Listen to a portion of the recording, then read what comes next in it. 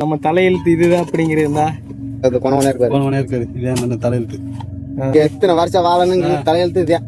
இங்க நின்றுச்சுன்னு வச்சுக்க, அவ்வளவுதான் 30 வயசுல போடுவாங்க. இப்ப இங்க நின்றுச்சுன்னு வச்சுக்க 60-70 வயசு, இது 80, இதே 120. இவர் காண்பிப்பது தலையெழுத்தல் நண்பர்களே, அது லாம்டாய்ட் சூச்சர்.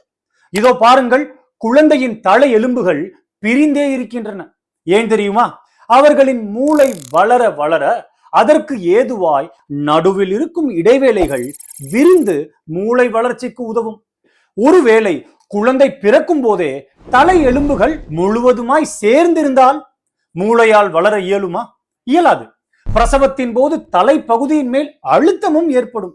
எனவேதான் இறைவன் இந்த இடைவேளையை குழந்தைகளுக்கு அளித்திருக்கிறார். பின்னர் வருடங்கள் உருண்டோட அவ்வெலும்புகள் மெதுமெதுவாய் சேர்ந்து ஒன்றாக இறுகிக் கொள்ளும்.